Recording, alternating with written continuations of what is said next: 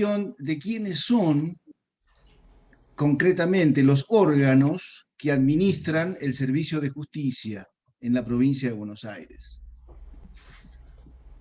El programa oficial, en el punto 1, habla de organización del Poder Judicial de la provincia de Buenos Aires.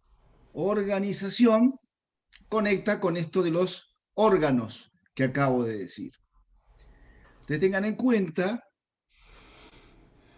que las personas físicas, las personas humanas que desarrollan las actividades, no hacen más que encarnar a los órganos. Es decir, los órganos, llamado, por ejemplo, ahora lo vamos a ver, juzgados, cámaras, cortes, se encarnan en personas. Pero en realidad quienes actúan jurídicamente son los órganos. Ahora bien, hagamos un pequeñísimo repaso de hasta dónde llegamos aquí, hoy. Arrancamos en un conflicto de intereses. Y dijimos que entre tantas técnicas posibles, o entre algunas de ellas, está la de la utilización de las normas jurídicas. Los conflictos de intereses se resuelven mediante la aplicación de normas jurídicas, pero las normas jurídicas solas no hablan. Entonces hay que hacerlas hablar. ¿Quiénes las hacen hablar? Recuerden, los jueces que ejercen lo que se conoce como jurisdicción, que es una función del Estado. Iuris dictio, decir el derecho. Los jueces hacen hablar a las normas jurídicas, pero no hacen hablar a las normas jurídicas en cualquier momento. Antes de hacer hablar a las normas jurídicas en sus sentencias, debe ser transitado un previo proceso. Antes de emitir sentencia, el juez, la jueza, deben recorrer conjuntamente con las partes un proceso, que no puede ser cualquier proceso. Tiene que ser un debido proceso. Chance adecuada de ser oídas las partes, chance adecuada de producir pruebas las partes, el derecho de las partes de obtener una sentencia que no sea arbitraria, que todo esto suceda dentro de un plazo razonable, en condiciones de igualdad, las partes entre sí, y con jueces independientes e imparciales.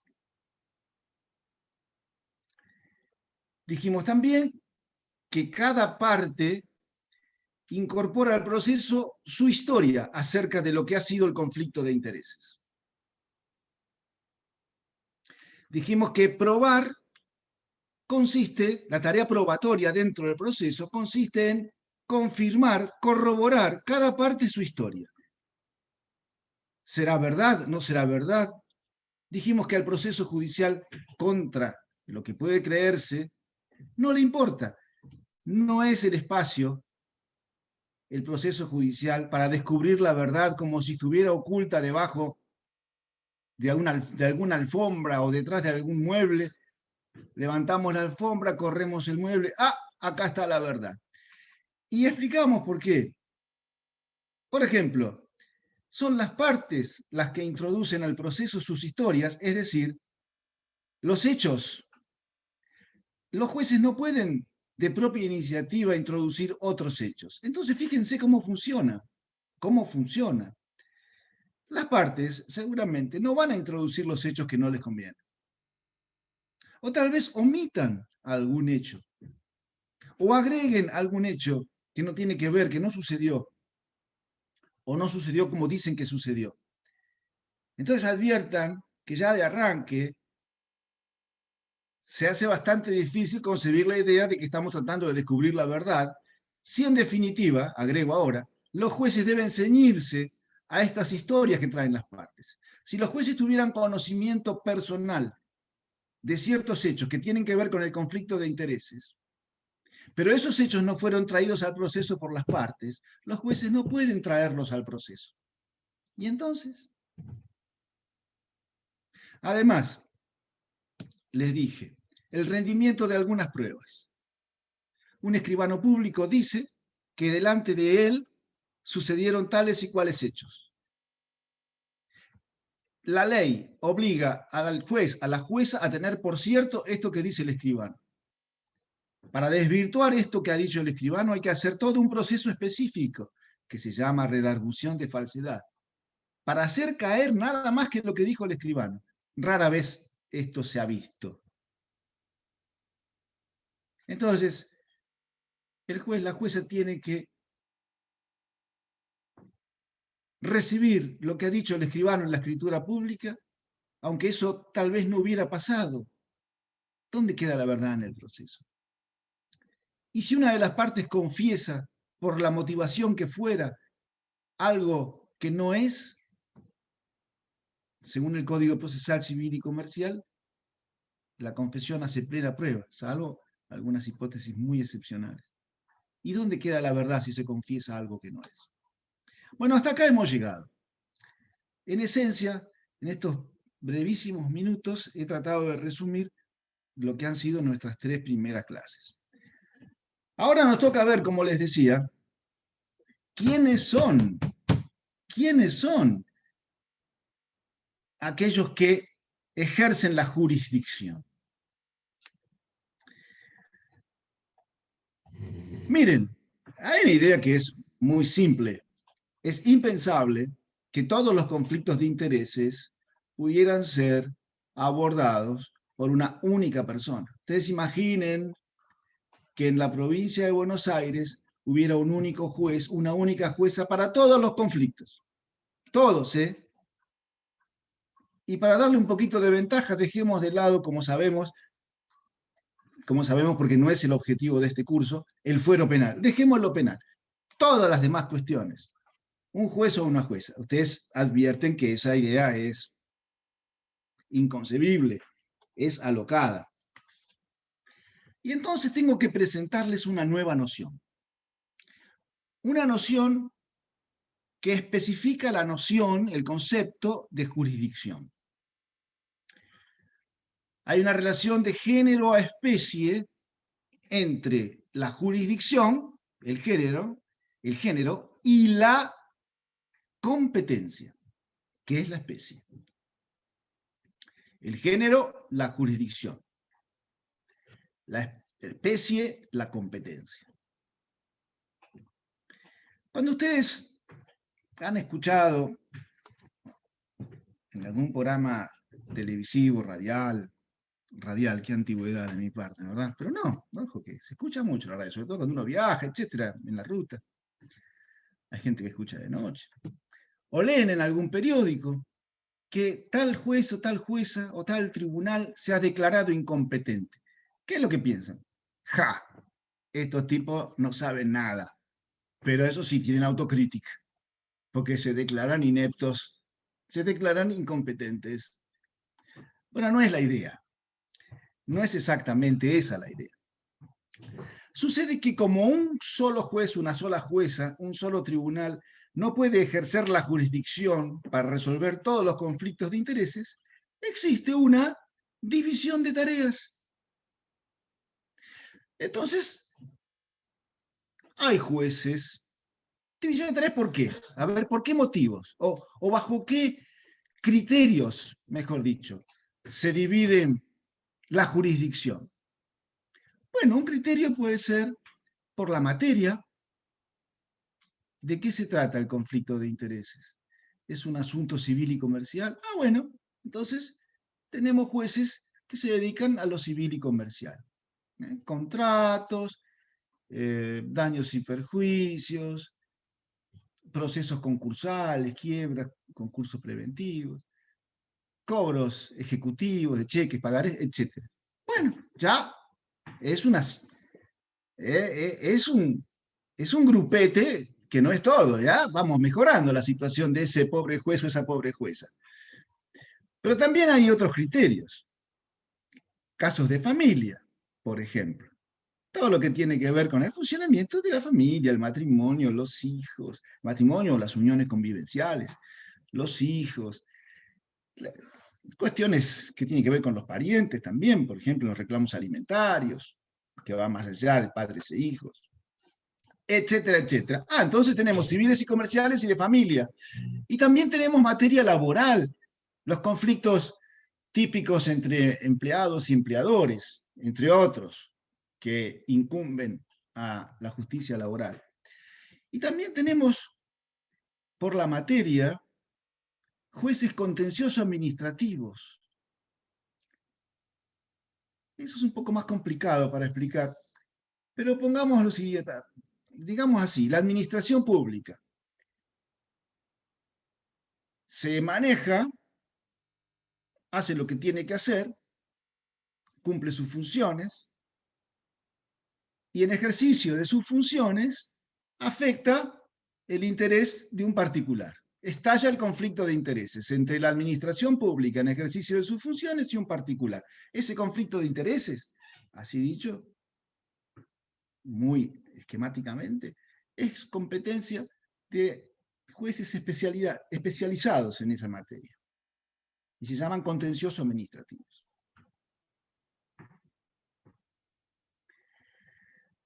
Entonces ya vemos que la situación, como digo, como he dicho, mejora.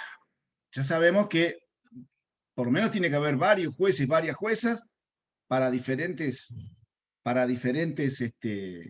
materias, de manera que un solo juez, una sola jueza no tiene que entender de todas las materias civiles, comerciales, familia, laboral, contencioso, administrativo. Ahora les voy a compartir una pantalla, si puedo. Dije bien si puedo. A ver, esperen un segundito. Ahí voy. Ahí voy, ahí voy, ahí voy. Ahí voy, ahí voy. Espérenme. Ahora sí, ahí voy. ¿Alcanzan a ver a la provincia de Buenos Aires? Creo que sí. Fíjense que está subdividida en distritos. Por ejemplo, aquí yo con la manito del mouse marco Trenquelauquen, pero también marco La Plata. Ven que La Plata tiene su propio territorio y Trenquelauquen tiene el propio, Azul el propio. Bueno, cada una de estas demarcaciones se llama en la provincia, se llama en la provincia de Buenos Aires departamento judicial. Hay varios departamentos judiciales. Quiere decirse que en Trenquelauquen hay jueces civiles y comerciales, hay de familia, hay laborales, hay contencioso administrativo, pero para entender los conflictos de esa naturaleza, ¿qué suceden o que producen sus efectos o que por alguna razón, que no viene al caso aquí, corresponda a este territorio? Azul, bueno, también hay jueces civiles y comerciales de familia, contencioso administrativo, laborales, pero con un quehacer específico, porque el conflicto de intereses de alguna manera anida en el territorio de este vasto departamento de Azul. Lo mismo con Dolores, Mar del Plata, Necochea, etcétera, etcétera, con todos los departamentos judiciales. Estos que aparecen grises chiquitos acá son departamentos judiciales, geográficamente más reducidos, pero más densamente poblados. Por eso se justifica su existencia. Trenquelauquen, por ejemplo, o el de Bahía Blanca. El de Bahía Blanca es el departamento judicial más grande de la provincia de Buenos Aires. Pero fíjense que abarca Carmen de Patagones, Villarino. Es Patagonia eso. Este departamento de Bahía Blanca es muy, muy, muy grande. Y allí, bueno, como les digo, hay jueces civiles y comerciales, hay jueces laborales, disculpen, se ha cargado su contencioso administrativo laborales, lo mismo que en Trenquelauquen, nada más que para conflictos de intereses que sean relativos, vamos a decirlo así, habría que decirlo con más precisión, a Bahía Blanca. Cuando digo que hay que decirlo con más precisión, recuerden lo que les he dicho desde el comienzo. Todo lo que les digo está mal. Epa, ¿pero cómo? Así, con toda sinceridad. No, en realidad el curso para peritos está diseñado para personas que son legas en todos estos asuntos. Entonces, las explicaciones tienen que moverse en un nivel de superficialidad que es incompatible con decir todo correctamente, porque para intentar decir correctamente todo, habría que profundizar, habría que hacer distinciones, y no viene al caso. Entonces, vemos que la jurisdicción, como esa función estatal, tal cual esa función estatal, destinada a resolver conflictos de intereses mediante la aplicación de normas jurídicas, se va subdividiendo y hay competencia por el territorio, hay competencias por la materia y también hay competencias, voy a ver si puedo compartirles otra pantalla. ¿Ven? Aquí están viendo este Word, que la jurisdicción, en definitiva, termina subdividiéndose en competencia por la materia, el grado, el territorio. Son los principales factores, ¿verdad? Hay otros, y alguna referencia vamos a hacer, porque vamos a hablar algo de la justicia federal también. Ustedes escuchan hablar, esto entre paréntesis, ¿no?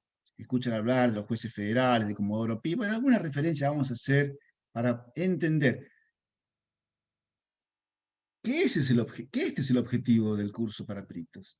Entender el territorio en el que van a tener que, cuando actúen como peritos, como peritas, desenvolverse. No saber tanto, entender. Bueno, les decía, competencia por la materia, hablamos civil, comercial, familia, laboral, contencioso administrativo. Por el territorio, vimos que la provincia de Buenos Aires se haya dividido en departamentos judiciales. Y hay algo que no les dije, pero ustedes vieron. Y no hace falta que les muestre el mapa. Agrego acá. Cada departamento judicial está integrado por municipios, ¿verdad? ¿Vieron las demarcaciones internas? Hay varios municipios dentro de cada departamento judicial. Pues vean, sepan que dentro de cada distrito municipal va a haber también algún juez, alguna jueza específica, con alguna competencia, en algunas materias. Y eso lo vamos a llamar, o se llama, justicia de paz letrada, pero vamos despacio. Ahora lo que les debo, insisto, les hablé de la competencia por la materia, les hablé de la competencia, esa flecha no, esto, les hablé de la competencia por el territorio, y ahora tengo que hablarles de la competencia por el grado. Y para eso voy un poquito más arriba. Claro, el conflicto de intereses llega al proceso y el primero que lo toma en ese proceso es un juez, una jueza, se dice de primera instancia. Ese juez, esa jueza de primera instancia, cuando termina el proceso, va a emitir una sentencia a través de la cual, o en la cual, aplicando normas jurídicas, procurará resolver el conflicto de intereses. Pero los jueces, las juezas, son seres humanos. Está la chance siempre latente de error. Tener por probado un hecho que no lo está, por no probado un hecho que está, aplicar una norma jurídica demasiado general en lugar de la más específica que viene al caso, aplicar una norma que no está vigente. Ustedes dirán, ¿cómo puede ser que esta gente aplique una norma jurídica de la época de la colonia que no está vigente? Bueno. Miren, los médicos tienen una ventaja sobre los abogados y los jueces. El cuerpo humano es siempre el mismo. Se podrá saber más o se podrá saber menos de lo que es, qué sé yo, una arteria. Pero la arteria es siempre la misma. a los jueces y a los abogados nos cambian todo el tiempo las normas jurídicas. Y además no solo eso, nos cambian las interpretaciones de las normas jurídicas. Entonces es muy difícil ser siempre certero. Y les digo algo, les hablé del derecho colonial. Si yo les preguntara, ¿hasta qué año rigieron en Argentina las normas que regían en materia procesal en el Virreinato del Río de la Plata? Ustedes me dirían, bueno, no sé, 1810 es muy pronto, pero qué sé yo, por 1850 más o menos listo, las normas jurídicas que regían la actividad procesal en el Virreinato, más de ahí no podían pasar. Rigieron hasta 1954, en forma supletoria, es cierto, de la normativa nacional, pero la ley 50, la ley nacional 50, en su artículo 374, establecía, ya no está más vigente esa ley 50, que el derecho español vigente durante la época de la colonia era supletoriamente aplicable respecto de la normativa nacional que se fue dictando después. Es decir, no se crean que elegir la norma jurídica que viene al caso es tan fácil. Entonces, como sea, ante el error del juez o la jueza cuando emite su sentencia, estamos hablando de los juzgados, existe la chance de revisión porque las partes perjudicadas, que se sienten perjudicadas por la sentencia, que creen que la sentencia contiene alguna clase de error, pueden llevar esa sentencia para que sea revisada por las cámaras de apelaciones. Los juzgados son unipersonales, están a cargo de una sola persona. Las cámaras de apelaciones son colegiadas, están a cargo de 3 magistrados. Depende, ¿no? Porque en algunos lugares de la provincia las cámaras están divididas en salas y cada sala está integrada por 2 jueces y hay un presidente común a todas las salas que tercia en caso de discordia entre los 2 jueces integrantes de cada sala. No importa. En Trenquelauquen vamos a asumir que las cámaras de apelaciones, a los efectos de este curso, porque en Trenquelauquen es así, las cámaras no están divididas en salas, de manera que están integradas por 3 jueces. Bueno, 3 jueces integran las cámaras. Ahora, ¿hay alguna garantía? ¿Hay alguna garantía?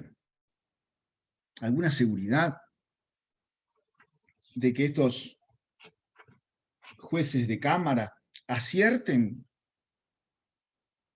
¿De que no cometan errores? No, no hay ninguna garantía. Siguen siendo humanos.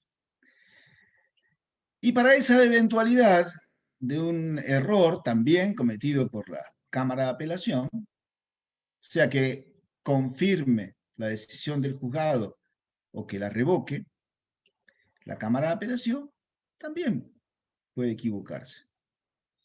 Existe la chance de revisión ante la Suprema Corte de la Provincia de Buenos Aires.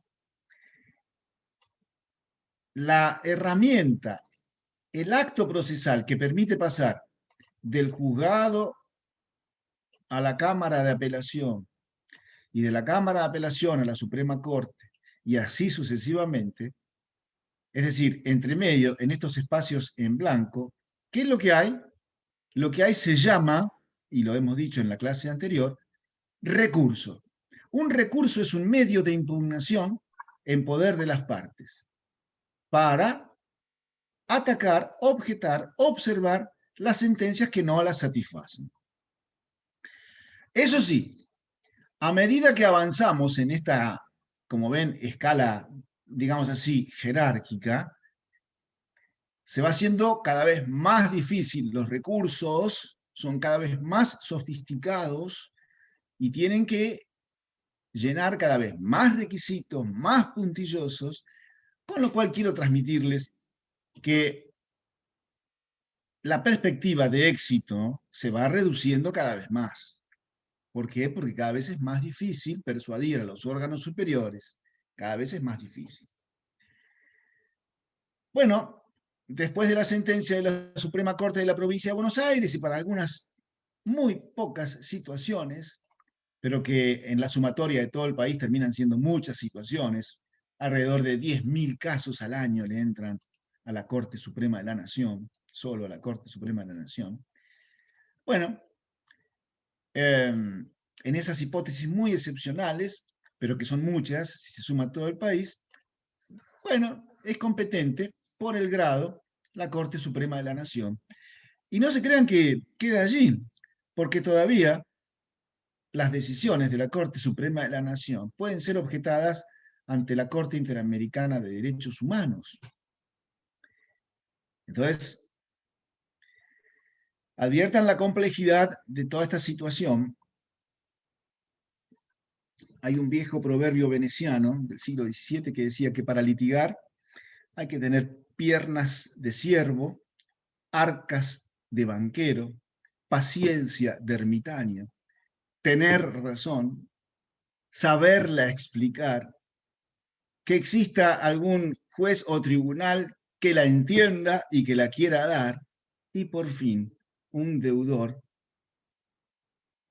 que pueda pagar, no que quiera, que pueda pagar. Y todo esto lleva mucho tiempo. Bien, hasta aquí me quedaría decirles lo siguiente. Sabemos que hay entonces una función estatal que es la jurisdicción, voy a dividir aquí, jurisdicción, decir el derecho. Pero sabemos que esto no puede estar a cargo de una sola persona, de manera que hay que hacer una distribución, hay que compartir las tareas. A esa distribución se la llama competencia. Entonces encontramos que hay jueces competentes en lo civil y en comercial en La Plata, en primera instancia, los jueces a cargo de un juzgado. O tenemos que puede haber en Mar del Plata una Cámara de Apelaciones, que viene siendo una segunda instancia, una competencia de segundo grado, en lo contencioso administrativo, y como dije, en Mar del Plata. Es decir, las combinaciones son variadas. Son variadas. Un paso, un poquito más, déjenme por favor. Y ya Martín, si tiene ganas en algún momento de encajar sus temas, si no sigo yo, no hay ningún problema porque estoy entusiasmado. Así que perdón Martín, si me paso de la raya. Hemos acordado hacer una especie de Pimpinela, pero bueno, acá vamos. Cuando hablamos, a ver si logro descompartir esto y compartir otra cosa. Cuando tomemos Trenquelauquen. Tomemos Trenquelauquen. Y tomemos Azul. Y tomemos Dolores.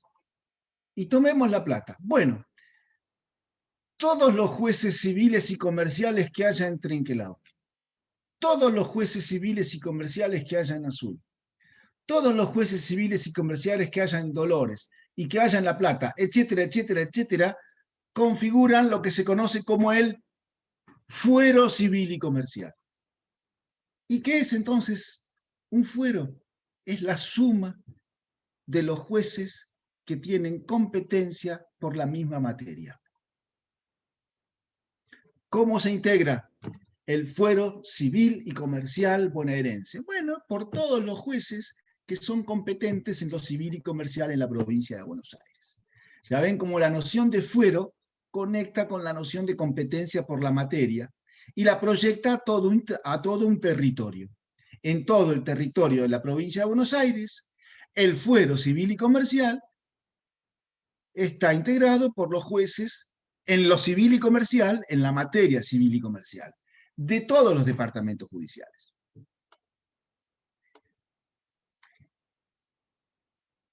Y cuando les hablé de este otro gráfico,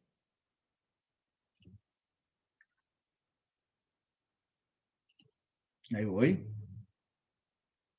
aquí estoy hablando de competencia, que es diferente, no es la misma la del juzgado que la de la Corte Suprema de la Nación, pero es competente por el grado. A medida que se sube en esta, digamos así, jerarquía, la competencia por el grado es distinta. El juzgado, vamos a ponerlo en estos términos. Voy a marcar unas rayas acá. El juzgado es un juez ejerce una competencia de primera instancia o primer grado. Por eso que son estos niveles, son todos niveles de competencia según el grado. La Cámara es de segunda instancia o segundo grado. Pero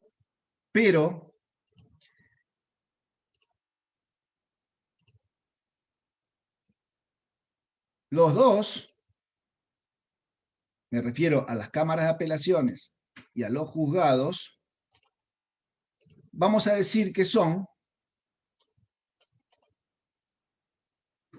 instancias ordinarias.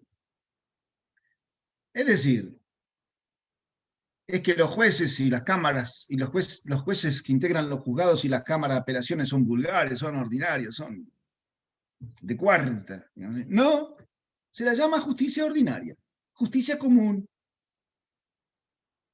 Hasta ahí vamos bien. Ahora, aquí ya tenemos otra cosa. Aquí,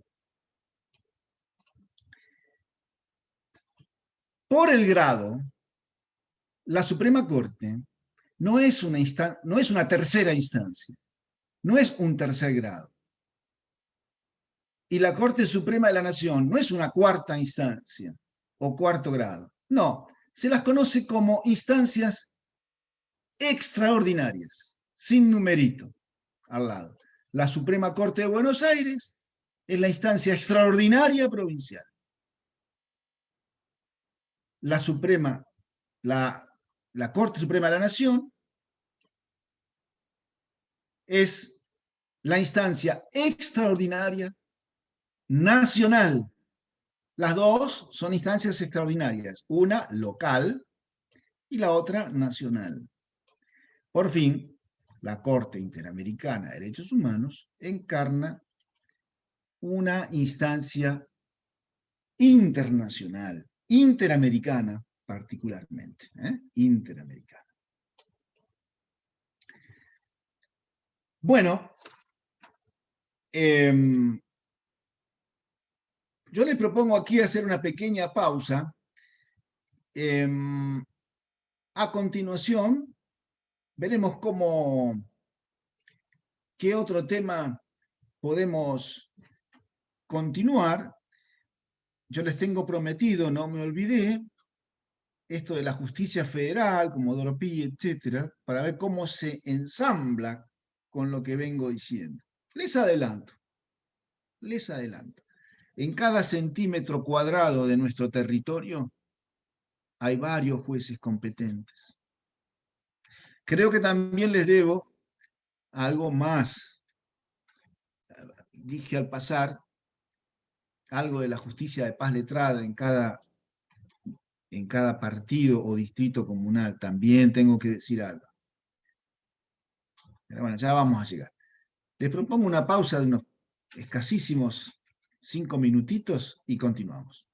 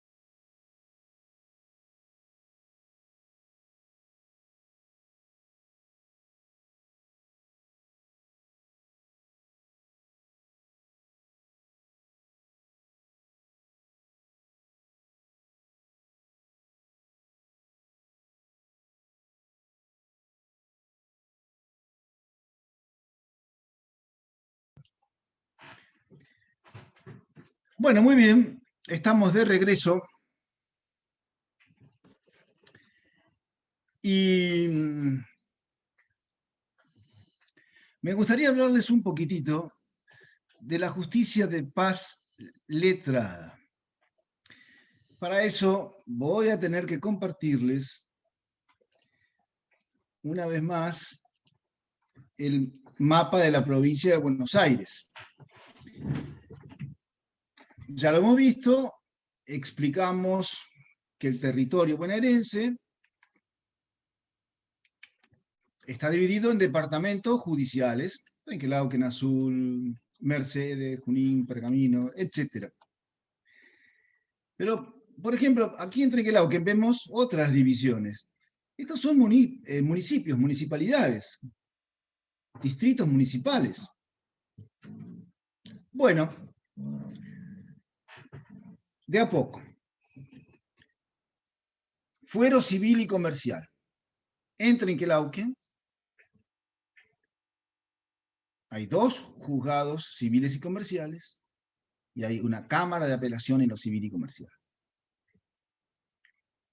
¿Por qué un conflicto de intereses derivado de un accidente de tránsito debería dar lugar a un proceso en Trenquelauquen y no en Azul? Porque el accidente sucedió en cualquiera de estos distritos que conforman el departamento judicial, o porque el demandado en este conflicto de intereses tiene su domicilio en cualquiera de estos distritos comunales.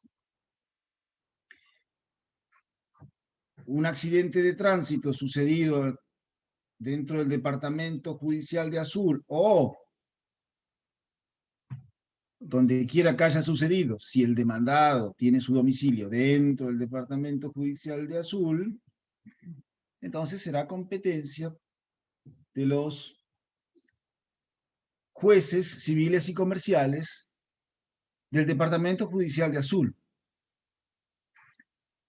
Ahora les dije que en Villegas, en Tejedor, en Rivadavia, y ahí metí la pata, me fui a otra cosa. A ver. Bueno.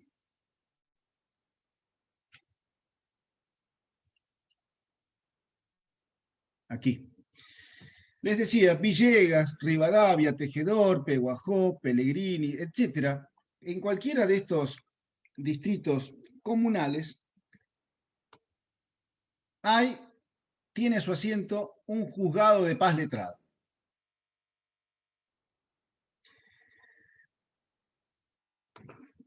Siento que me estoy salteando algo y discúlpenme.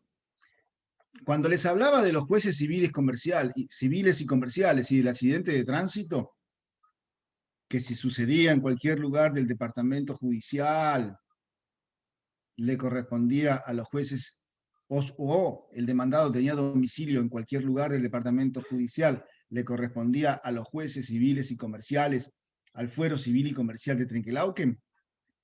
Lo que estoy queriendo decir, y no dije, es que todos estos jueces civiles y comerciales, laborales, contencioso administrativo, de familia, ¿saben dónde trabajan?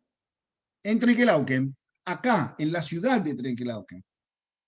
Aunque los asuntos, como el accidente de tránsito que les contaba, hubiera sucedido en Carlos Casares, aunque el demandado tuviera domicilio en Guaminí, en fin, los asuntos civiles y comerciales, laborales, contencioso administrativo, de familia, de todo el departamento judicial, ¿a dónde van? A Trenquelauquen, a la ciudad de Trenquelauquen, porque allí ejercen su trabajo los jueces civiles y comerciales de familia, laborales y contencioso administrativo.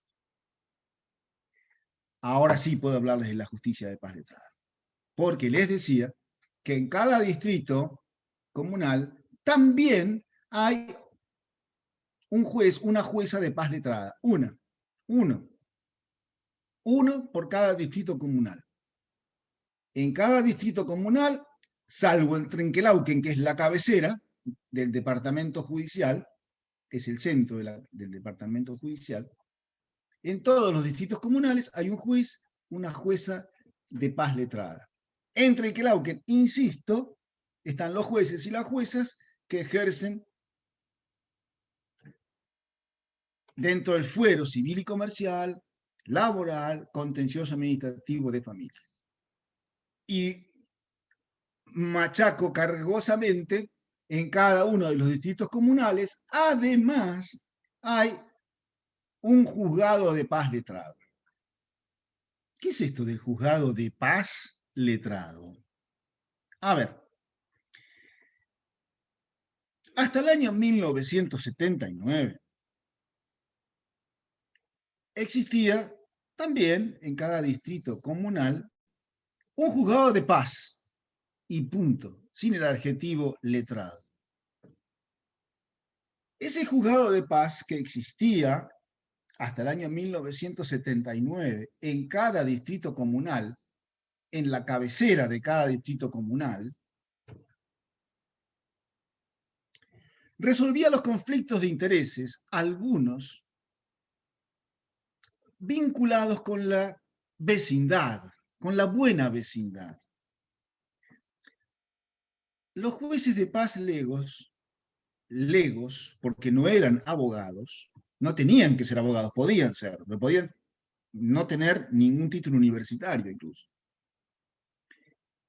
Los jueces de paz legos actuaban como amigables componedores, decidían a verdad sabida y buena fe guardada, según su leal saber y entender,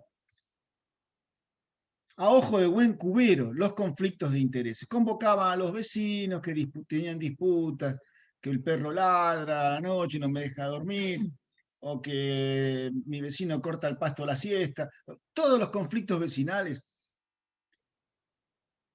para simplificar, ¿verdad? Eran competencia de la justicia de paz. Lega es lo contrario a letrado. Lega es, o significa, sin necesidad de tener el título de abogado, de abogada. En cambio, letrado es con necesidad de tener el título de abogado o de abogada. En el año 79, la justicia de paz bonaerense dejó de ser lega y pasó a ser letrada. Pero pasó a ser letrada con una competencia de menor cuantía. A ver, bueno, era competente en algunos asuntos civiles y comerciales, pero hasta cierto monto. Bueno, acá está opinando mi perro, uno de mis perros, disculpen el ruido de fondo. Les decía, la justicia de paz en el año 1979 pasó a ser letrada, dejó de ser lega, y se le asignó el conocimiento de algunos asuntos civiles y comerciales de menor cuantía. Hasta cierta cantidad de dinero era competente el juez de paz letrado.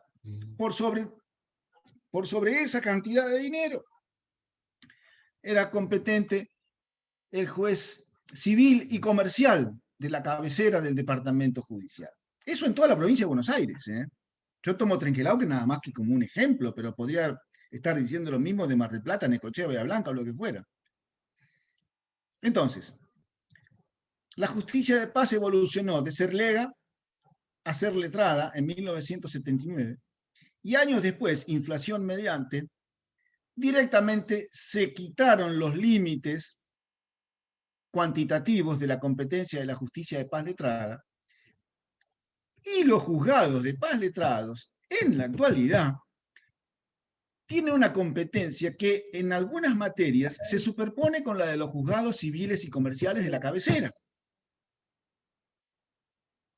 Pero además, con el paso del tiempo, se fue otorgando a la justicia de paz letrada competencia de la más variada, en materia rural, porque hay un código rural en la provincia de Buenos Aires, en materia incluso hoy penal, en materia contravencional, es una competencia hoy, la de la justicia de paz letrada, muy variopinta, muy colorida, que en algún punto se superpone con la competencia asignada a los jueces de la cabecera departamental, generando, no pocas veces, lo que se conoce como contienda de competencia.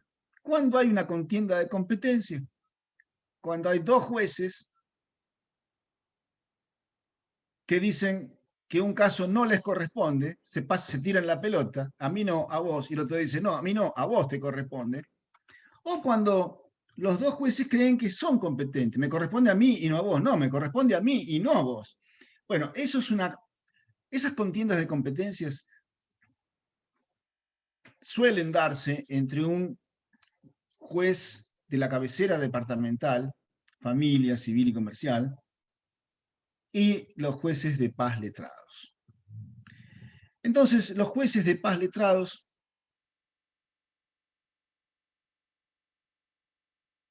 ¿ejercen la función jurisdiccional? Sí, la ejercen. ¿En qué territorio? Solamente en su distrito comunal. ¿En qué materias? Muy variadas. ¿De dónde surge? Hay una ley provincial que se llama Ley Orgánica del Poder Judicial.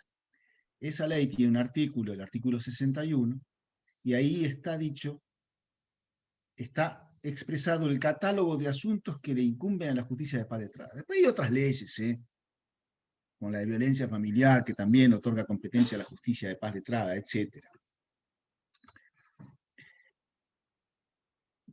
Algo más, y ya dejo la justicia de paz letrada. Ya casi dejo. El curso que están haciendo ustedes es para actuar como peritos en los procesos que sean competencia de los jueces de la cabecera departamental. Civiles y comerciales, familia, contencioso administrativo y laborales. Pero perdón, ¿y los jueces de paz letrados no necesitan peritos? Claro que sí, porque algunos asuntos que tienen que resolver necesitan también de peritos. Pero no se aplica el mismo sistema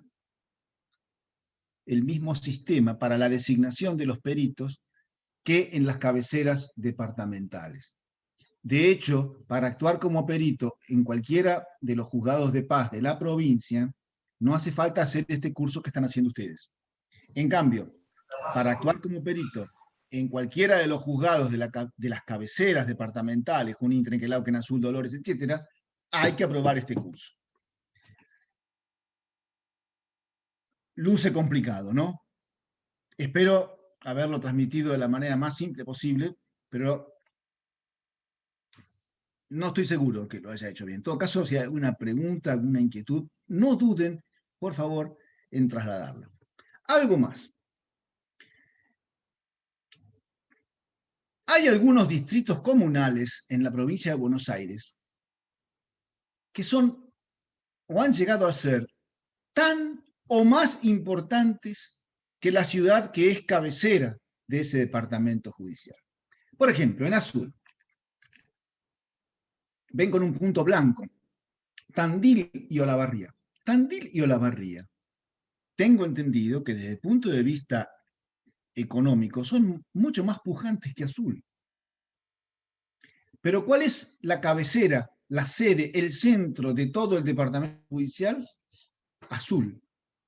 Y entonces, ¿qué es lo que pasa en Tandil y en Olavarría? ¿Hay jueces de paz letrados? También, como en los otros distritos. Bueno, lo que hay allí es un fenómeno que se llama jueces descentralizados. Es como si el juez civil y comercial de Azul, bueno, se mudó y se fue a Olavarría. O el juez civil y comercial de Azul, bueno, se mudó y se fue a Tandil. Dicho esto mejor, los juzgados descentralizados tienen la misma competencia que los juzgados que están en la cabecera departamental. O sea, en Azul hay jueces civiles y comerciales. En Olavarría hay jueces civiles y comerciales que no debería haber, deberían estar en la cabecera, pero como Olavarría es muy poderosa, ha conseguido tener su propio juzgado civil y comercial. Mismo episodio con Tandil, en Bahía Blanca sucede con Coronel Suárez, sucede con Tres Arroyos, creo que sucede con Patagonia, no estoy seguro. Tres Arroyos y Coronel Suárez seguro, y funcionando, cuidado, que puede haber juzgados creados que no estén funcionando. En Tres Arroyos seguro está funcionando un juzgado civil y comercial descentralizado. Síntesis. La provincia de Buenos Aires está dividida en departamentos judiciales. Cada departamento judicial tiene su ciudad cabecera: Azul, Trenquelauquen, Dolores, Mar del Plata, Necochea, Bahía Blanca, que le da el nombre al departamento judicial. La ciudad cabecera del departamento judicial le da el nombre al departamento judicial. El departamento judicial de Azul. ¿Por qué? Porque la ciudad cabecera de ese departamento, donde ejercen la función los jueces, está en esa ciudad que le da el nombre al departamento judicial. La cabecera le da el nombre al departamento judicial. Pero también existen juzgados descentralizados.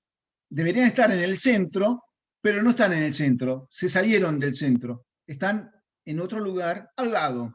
¿Por qué? Porque son lugares poderosos que han conseguido o han justificado, léanlo ustedes como quieran, contar con sus propios jueces diferentes de los de la cabecera departamental. Por fin, en los demás distritos comunales, comunes y corrientes, digámoslo así, existe justicia de paz letrada. Bueno, tengo un caramelo que me está interfiriendo la adicción, disculpen, estoy en los últimos tramos, no lo voy a abandonar a caramelo. Pero bueno, ahí estamos, luchando.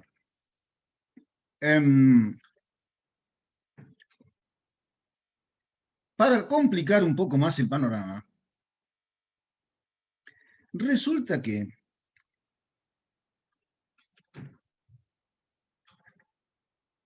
hay jueces federales dando vueltas por acá también. En todo el país, no, en la provincia de Buenos Aires, que es nuestro tema, además de todo lo que vimos recién, hay jueces federales, que no son jueces provinciales, son jueces nacionales. ¿Y qué trabajo tienen? Bueno, tienen el trabajo que según la Constitución y las leyes derivadas de la Constitución, le corresponde a la justicia federal. A ver, ¿cómo es esto? Bueno, tenemos que remontarnos a la mitad del siglo XIX. La nación argentina no existía, el Estado argentino, el Estado nacional argentino no existía. ¿Qué existían?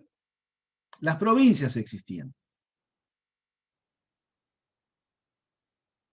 ¿Y qué hicieron las provincias? Después de bastantes luchas internas entre unitarios y federales, estuvimos desde 1810 hasta 1820, digamos, vamos a la lucha por la independencia. Después estuvimos luchando nada más para ver cómo nos organizábamos como país. ¿Y qué pasó? Allá por 1853, 1860, las provincias se reunieron a través de sus representantes y sancionaron, dieron luz a una constitución nacional. Crearon el Estado Nacional a través de esa Constitución Nacional. ¿Con qué poderes el Estado Nacional? Con poderes que las provincias preexistentes delegaron en la nación. El poder era de las provincias, pero resignaron parte de su poder cada una y lo pusieron en manos de la nación. Ahora, la nación, incluyendo un poder ejecutivo, el presidente, incluyendo un poder legislativo, el Congreso, e incluyendo también una justicia federal, con competencia para resolver en algunos específicos asuntos. Todos los demás en manos de las justicias provinciales, como la bonaerense, lo que acabamos de ver. Civil, comercial, familia, laboral, contencioso administrativo, penal. Pero algunos asuntos,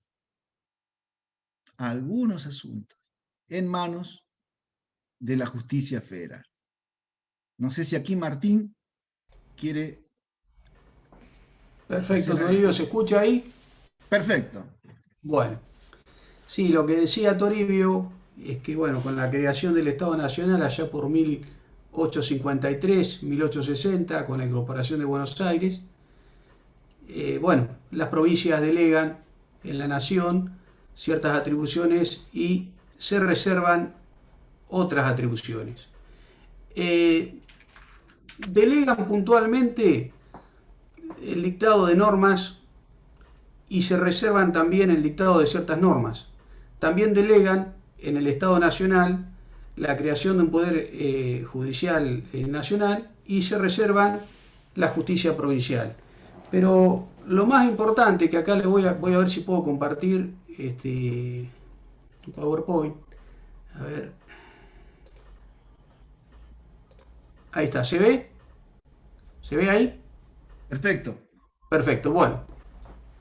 Ahí tenemos artículo 1 de la Constitución Nacional, la forma de gobierno que adopta el Estado Nacional, que es representativa, republicana y federal. Federal, y como decía Toribio muy bien recién, es por esto de la delegación de facultades y de la reserva de otras facultades. Bueno, pero lo que más interesa acá y lo que hace a la provincia de Buenos Aires está en el, como explicó Toribio, en el artículo 75, inciso 12 de la Constitución Nacional, donde se le delega el dictado de normas nacionales, entre ellas las normas de fondo, como es el Código Civil, comercial, penal, laboral, de seguridad social y de minería, pero se reserva la aplicación de esas normas a través de su poder judicial.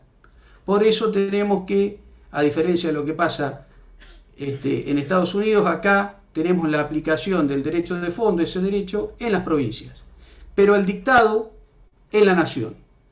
Pareciera ser que en ese sentido somos un poco unitarios porque se unifica el derecho de fondo y no cada provincia tiene su derecho de fondo, como pasa en la Constitución de Estados Unidos, la cual copió en gran parte el Estado argentino. Entonces, ahí tenemos un derecho federal, sí, que se le delega en el dictado, pero también la aplicación, que es un derecho nacional federal, y un derecho nacional ordinario, que serían estas normas que yo dije recién, que son el Código Civil, penal, todo el Código Laboral, el Código de Comercio, etc. Entonces, ¿cuándo va a intervenir la justicia federal? ¿En qué casos va a intervenir la justicia federal? En el derecho nacional federal, que ¿cuál es? El específicamente no delegado, no reservado por las provincias en su aplicación, que es todo el que no corresponde al derecho civil, penal, laboral, de seguridad social y de minería. ¿Qué son? Son normas del Congreso Nacional que tienen que ver con, por ejemplo, naturalización y nacionalidad de las personas, falsificación de moneda corriente, de documentos públicos del Estado, contrabando, delitos marcarios, todo lo que es penal tributario nacional, los delitos de lesa humanidad. Eso lo va a aplicar la justicia federal, por más que ocurra en Trenquelauquen. Lo va a aplicar la justicia federal. En ese caso será competente el juzgado federal en el cual el territorio de Trenquelauquen caiga, que será el departamento judicial, creo que es Junín, si no recuerdo mal, o si pasa en Pehuajó, por ejemplo, es Junín. Entonces ahí tenemos el sistema de normas jurídicas del porqué de la creación de la provincia de Buenos Aires y de las normas que aplica la provincia de Buenos Aires. También aquí está, muy importante ver el artículo 5 de la provincia se reserva a regular su poder judicial, todas las provincias, también su educación primaria, que bueno, no viene al caso acá, pero tiene algo que ver con lo que pasó recientemente con el Poder Ejecutivo Nacional y con la Ciudad Autónoma de Buenos Aires, que hoy se asimila casi a una provincia, con respecto al decreto de necesidad y urgencia de suspensión de las clases por la pandemia. Ahí tiene que ver lo que tiene que ver con las competencias provinciales que se reservaron ese derecho, y por eso, bueno, la Corte le dio la razón a la Ciudad Autónoma de Buenos Aires. Después tenemos algo muy importante, que es el artículo 121 de la Constitución, que es todo lo que no está delegado está reservado por las provincias. O sea, tiene que estar expresamente delegado a la Nación para su aplicación o su dictado de las normas, como en este caso. Bueno, todo esto está regulado en después toda la cuestión de la organización de lo que es el Poder Judicial de la provincia de Buenos Aires. Está, como dijo muy bien Toribio hoy, en la 5.827, que es la Ley Orgánica del Poder Judicial, una ley del año 55 con sucesivas reformas, leyes, algunas acordadas que se le fueron acomodando, agregando. Pero lo que más importa con respecto a esto es eso que dijimos hoy, es lo que está al final, es que las atribuciones reservadas de la provincia son el Poder Judicial provincial y la aplicación de las normas ordinarias que hoy dijimos cuáles eran. Y además, algo fundamental, el dictado de los códigos procesales. ¿Para qué? Para aplicar esas normas de derecho común en la provincia.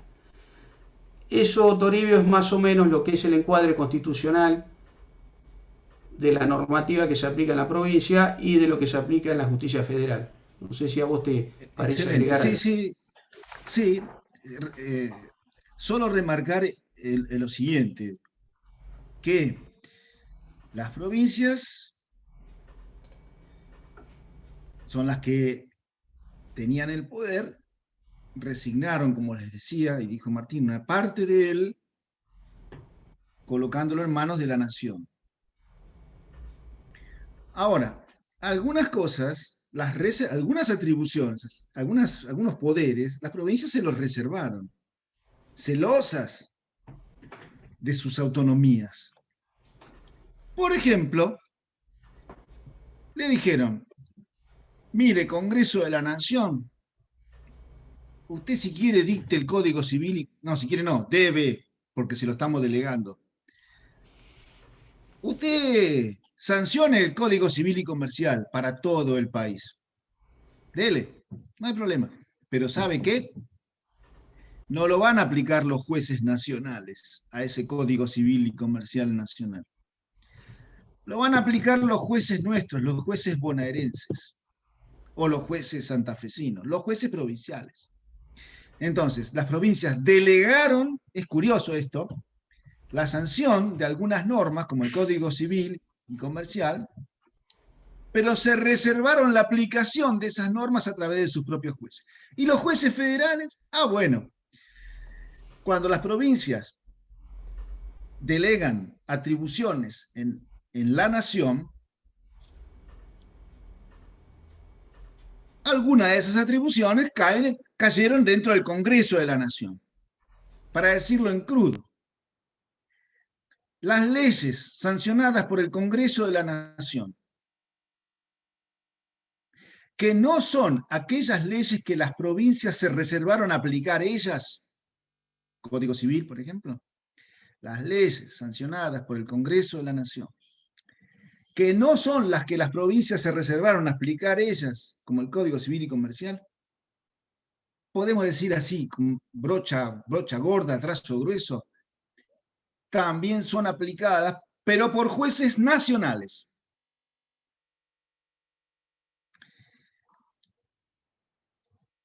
A veces es muy complicado todo. A veces el conflicto también incumbe a la justicia federal por quiénes son los sujetos que están litigando. Si está litigando la nación, entonces es competencia federal. Claro, se entiende a mediados del siglo XIX, cómo un juez provincial iba a juzgar a la naciente nación. Débil, si se quiere, porque recién nacía, en manos de un fuerte juez provincial avalado por la autonomía, por los caudillos de aquella época.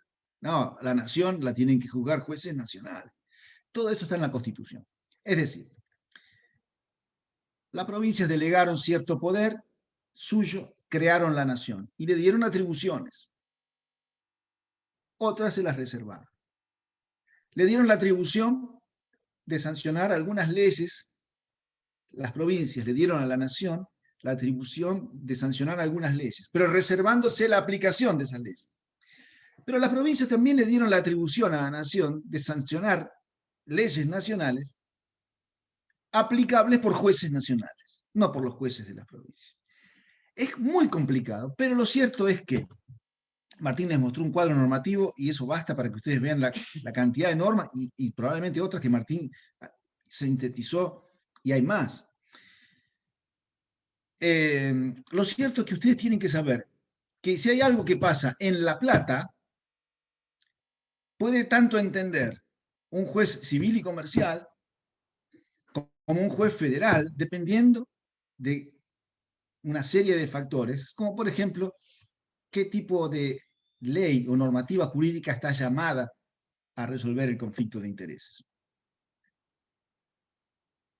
Este tema de la justicia federal versus la justicia provincial, para poner un sintético broche, habría que decir que la justicia federal es excepcional.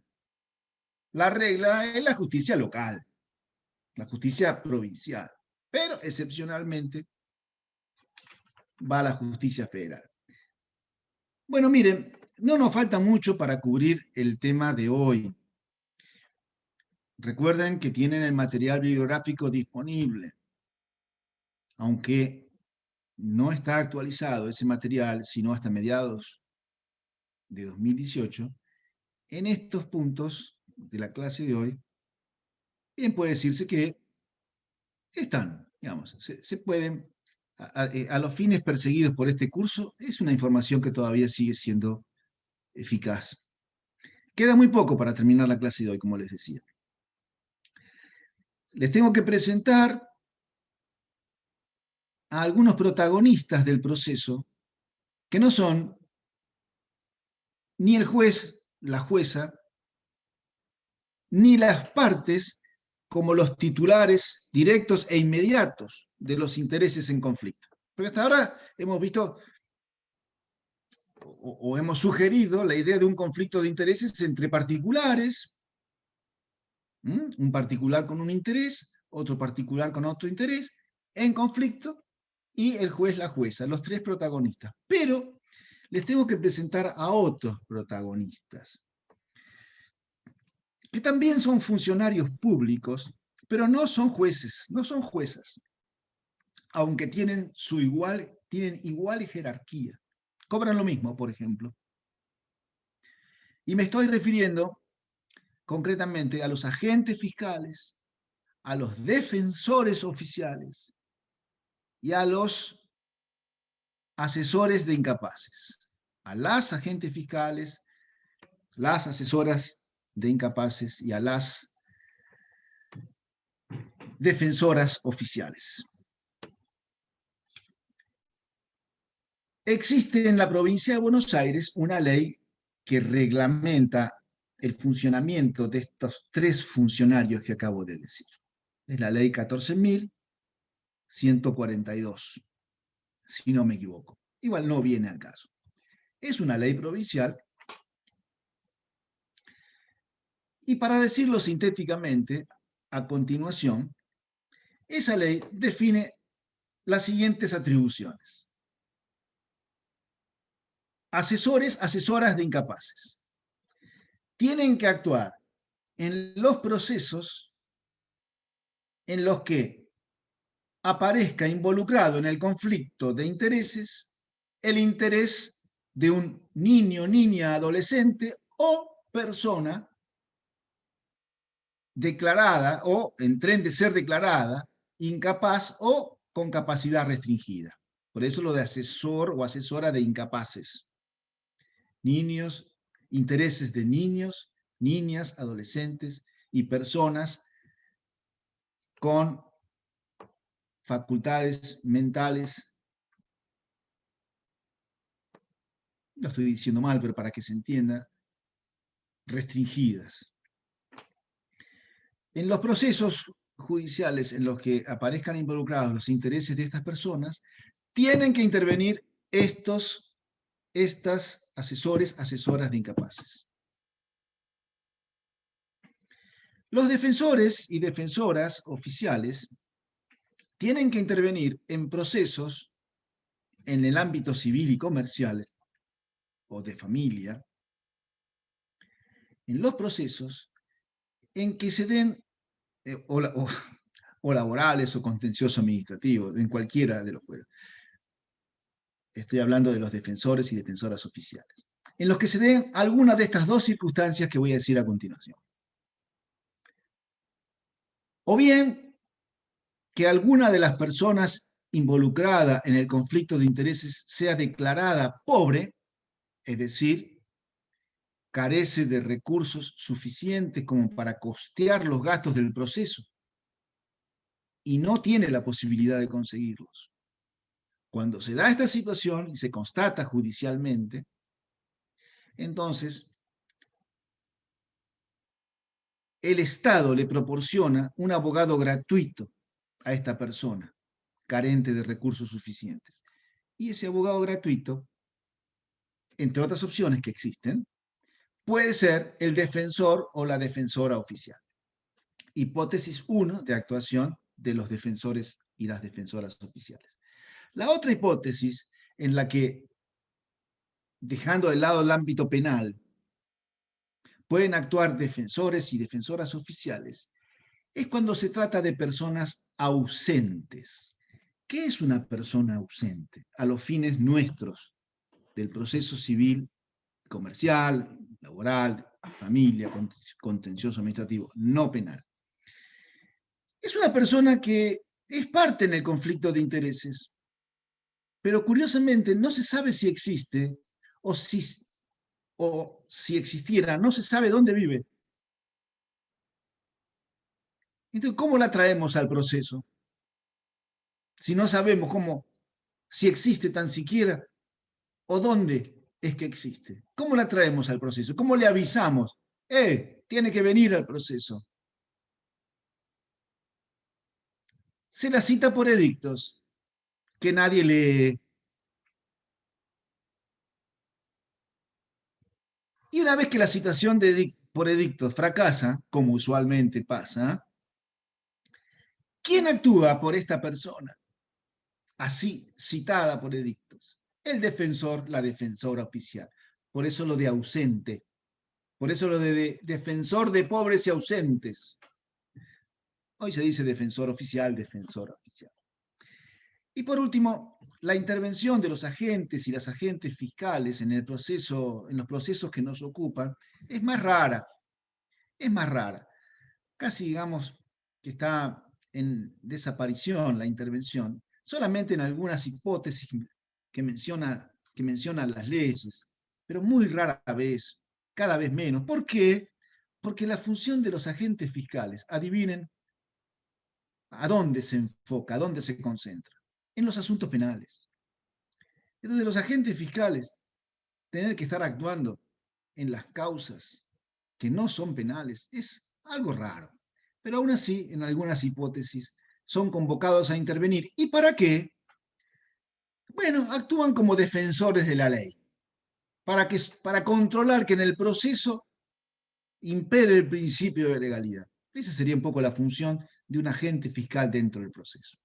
O sea, ¿qué he querido decirles? Que en un conflicto de intereses entre dos particulares, resulta que se deriva a un proceso judicial.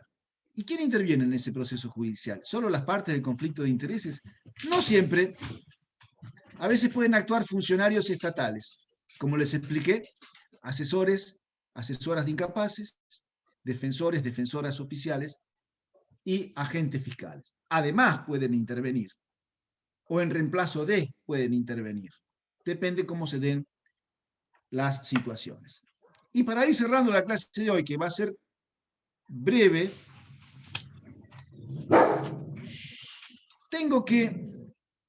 tenemos que hacer referencia un poco a la a la Suprema Corte de la Justicia de Buenos Aires. Porque no solo tiene la función de resolver en procesos, cuando a través de recursos, como les expliqué hoy con una gráfica en Word, las sentencias llegan a su conocimiento para ser revisadas. Es decir, la Suprema Corte de la Provincia de Buenos Aires no tiene sobre sus espaldas solo la función jurisdiccional, esa instancia extraordinaria local de la que les hablé. Tiene otras funciones. Es quien habla por el Poder Judicial de la Provincia de Buenos Aires. Ejerce la representación del Poder Judicial de la Provincia de Buenos Aires. Un juez, una jueza de primera instancia, no puede hablar diciendo yo represento al Poder Judicial. No. Una Cámara de Apelaciones, tampoco. Solo la Suprema Corte de Justicia ejerce la representación del Poder Judicial. Además, y esto ya se los expliqué en una clase anterior, la Suprema Corte tiene atribuciones dadas por la ley para crear normas de procedimiento complementarias a las que están en el Código Procesal, en los códigos procesales o en las leyes procesales que rigen en lo civil y comercial, en familia, en lo contencioso administrativo y en lo laboral. Pero además tiene la función básica de toda la logística del Poder Judicial. Para que funcione hace falta mucho más que ejercer la jurisdicción. Desde la parte edilicia de todos y cada uno de los organismos jurisdiccionales de la provincia, hasta aspectos como qué hacer con los expedientes en soporte papel cuando se terminan. Por suerte ya se terminan porque estamos en la era de la litigación electrónica. Pero antes, hace no tanto tiempo atrás, ¿qué se hacía con los expedientes en soporte papel? Que pesaban toneladas y toneladas y toneladas. Ustedes calculen que un juzgado en Trenquelauquen, juzgado civil y comercial, tiene una estadística anual promedio en la provincia de 1.200 casos nuevos, o tenía. Picos en Mar del Plata de 3.000 y por ahí un poco menos en Dolores, 500, 600 casos. Trenquelauquen 1.200. Acumulando hojas y hojas. Eso podía pesar toneladas. ¿Y quién se encarga del destino de esos expedientes cuando están terminados? La Corte. A través de reglamentaciones, etc. Bueno, concretamente me voy a referir a algunas dependencias u organismos administrativos, no jurisdiccionales, administrativos, dependientes de la Suprema Corte. El archivo, por ejemplo, encargado de la conservación de estos expedientes en soporte papel. Conservación que en algunos casos es de por vida, sucesiones, por ejemplo. En otros casos es por 10 años, a los 10 años se los destruye. En otros casos es por 5 años, transcurrido ese plazo, se los destruye. Esto está todo reglamentado. ¿Qué tipo de proceso? ¿Qué asuntos? ¿Se conservan para siempre? ¿Se destruyen a los 10 años? ¿Se destruyen a los 5 años? Pero para administrar toda esta situación, hay una Dirección General de Archivos que funciona en La Plata. Y en la cabecera de cada departamento judicial hay una delegación de esa Dirección General de Archivos. Funciona un archivo en cada una de las cabeceras departamentales. Archivo. No es una función jurisdiccional, es una función de apoyo, logística, administrativa, pero ordenada, dirigida ¿por quién? Por la Corte, a través de una Dirección General de Archivos, con sede geográfica en La Plata y delegaciones en cada una de las cabeceras de cada uno de los departamentos judiciales. Hoy decíamos que no hay un solo juez. Incluso dentro de un departamento judicial hay más de un juez. Por ejemplo, en Trenquelauquen hay 2 jueces civiles y comerciales. ¿A quién le toca? Entra un caso. ¿A quién le toca? ¿Al juzgado civil 1 o al juzgado civil 2? Y en La Plata, que son 28 juzgados, ¿a quién le toca si entra un caso? Bueno, para esa logística consistente en la distribución de las causas, existe lo que se llama una receptoría de expedientes, que tiene una dirección general en La Plata y delegaciones, u otra vez misma organización, digamos, delegaciones en cada una de las cabeceras departamentales.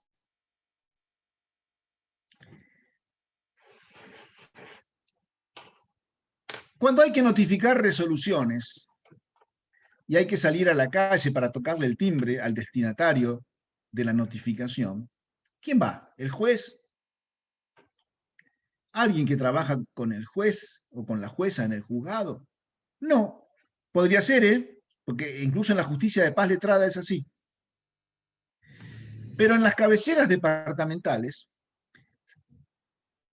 funcionan oficinas, se dice, de mandamientos y notificaciones. Allí trabajan oficiales de justicia, oficiales notificadores. Los oficiales notificadores se encargan, como decía, de las notificaciones. Cada vez hoy,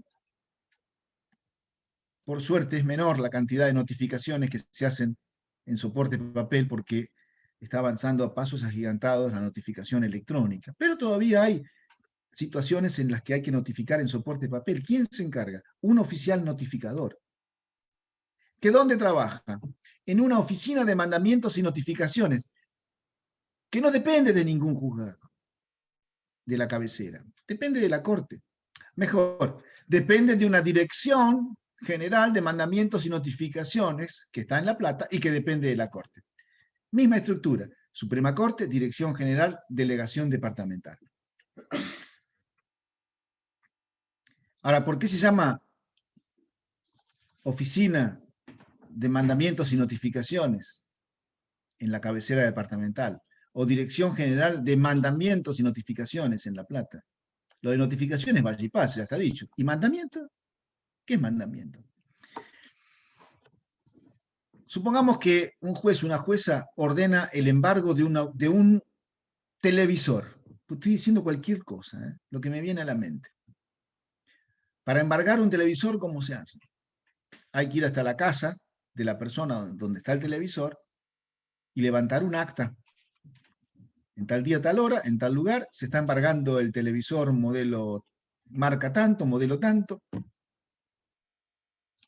¿Y quién lo hace eso? ¿Al juez? ¿Lo hace el juez, la jueza? ¿Alguna de las personas que trabaja con él? Bueno, en el ámbito de la justicia de paz letrada, sí, como les dije. Pero en el ámbito de la cabecera departamental, de cada una de las cabeceras departamentales, no. Este tipo de medidas de ejecución de resoluciones judiciales, no de notificación, de ejecución de resoluciones judiciales, ejemplo, un embargo, está a cargo de los oficiales de justicia. Oficiales notificadores, como su nombre lo indica, notifican. Oficiales de justicia ejecutan las decisiones de los jueces o juezas cuando hay que materializarlas en la realidad, como un embargo. Oficiales de justicia, oficiales notificadores, en la cabecera departamental trabajan en una oficina de mandamientos y notificaciones, que depende de una dirección general de mandamientos y notificaciones que está en La Plata, que depende esa dirección general directamente de la Suprema Corte. Ya falta nada. Existe lo que se conoce, esta es otra dependencia, dependiente de la Corte, registro de juicios universales y de juicios sobre la capacidad de las personas.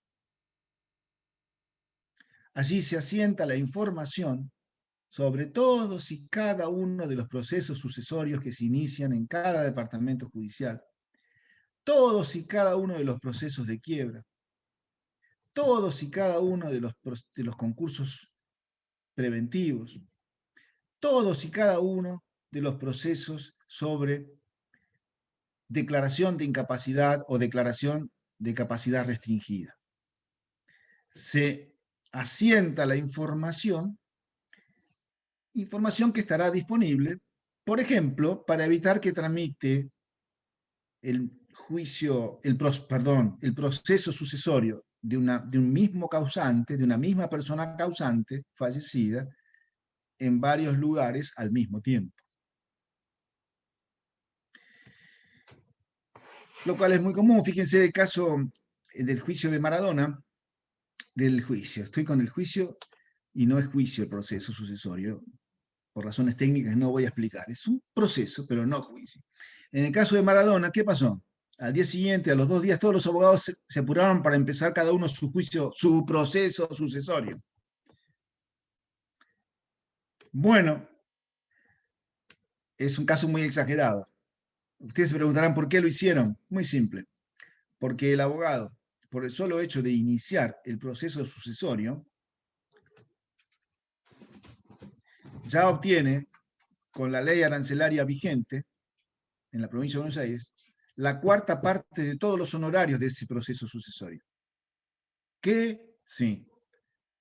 Ustedes creían que era de muy diligentes. No necesariamente, tal vez sí. Pero bueno, para evitar esto, señores, a ver, ¿dónde están los procesos sucesorios? Existe el registro de juicios universales, dependiente de la Suprema Corte, con delegaciones en cada departamento judicial. Y por último, y ya terminamos, en cada departamento judicial, en cada cabecera departamental, mejor dicho, existe lo que se conoce como un registro público. Antes era el registro público de comercio, se fue desgajando en sus atribuciones. Y para simplificar mucho y decirlo mal, como ya saben que es mi estilo en este curso, vamos a decir que el registro público tiene, para que se entienda, por ejemplo, la función de certificar las firmas. Es decir, cuando tienen que alguien firmar un papel, un documento, va al registro público, lo firma adelante de los funcionarios que allí trabajan, y los funcionarios que allí trabajan dan fe de que esa firma fue colocada en su presencia, lo cual mañana, en un eventual conflicto de intereses en el que tenga que ver ese papel, se va a ver muy facilitada la prueba, porque la firma, bueno, está certificada. Bueno, y con esto que acabo de decir, está cerrada la clase de hoy. Yo les anticipé, y si no se los anticipé, se los digo ahora. Las clases tienen una duración máxima de 3 horas, pero si se agotan antes de las 3 horas, la clase termina. Eso sí, otra vez les pido que no dejen de echar un ojo sobre el material bibliográfico y hagan las ejercitaciones, por favor, que están en el campus. Son un complemento pedagógico. No están siendo examinados ni examinadas. Nadie va a mirar eso. O sí, pero no a los efectos de calificarlos o calificarlas. Es simplemente para que ustedes puedan ver si han captado o no han captado bien o mal lo que se les ha explicado en las clases. Lo más importante, bueno, algo importante en esas ejercitaciones son las devoluciones, sea que contesten bien o contesten mal. Porque en ese mensaje de devolución, los docentes hemos querido poner lo que hemos considerado el corazón del asunto, para que no pase desapercibido. Entonces, además son rápidos, no son muy complicados, incluso algunos son divertidos, van a parecer divertidos, de colocar palabritas que se mueven con el mouse y colocándolas en un cuadradito vacío. En fin, son ejercicios para entretenerse, practicando con el contenido de la clase. Me preguntan, ¿alcanza con las clases? Y sí, alcanza con las clases. Más las ejercitaciones. Mejor sí con la lectura del material bibliográfico. Bueno, dicho esto, con Martín quedamos a disposición de ustedes para alguna pregunta. Y si no hay ninguna pregunta, pues entonces pasaremos todos, cada uno, a la cena o a las actividades personales, familiares, etc.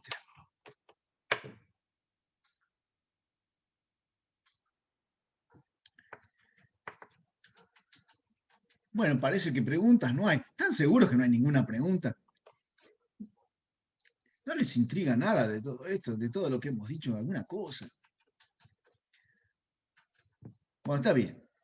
Me convencieron. No, está todo claro. Gente, quedamos así, como les acabo de decir. Las clases sí, más las ejercitaciones, más el material bibliográfico. Y nos vemos el próximo jueves a las 18 horas. El curso continúa. Entonces, gracias Martín por la clase conjunta y gracias a todos por estar presentes con perseverancia, con paciencia. Será hasta el próximo jueves. Chao. Bueno, gracias. Gracias, Toribio. Gracias. Bueno, Mario, quedas vos ahí a cargo del cierre entonces. Está. Yo ya me estaba yendo. Sí, vimos que... y ya, es más, sin querer ya me borré una y otra vez. No hay problema. Ahí estoy. No, simplemente le enviamos a todos el formulario de asistencia. Esperamos la devolución. Y bueno, tuve una comunicación hace un ratito de Rodrigo Torroa, que envió mails nuevamente a todos los que tenían algún inconveniente con el ingreso al campus, así que yo ya me ocupé de enviarle algún mensajito a alguno en privado recién, mientras estabas dando la clase, Toribio, así que estamos en contacto y bueno, nos vemos el jueves. Muchas gracias. Listo, ahora sí. Saludos a todos, nos vemos. Saludos a todos.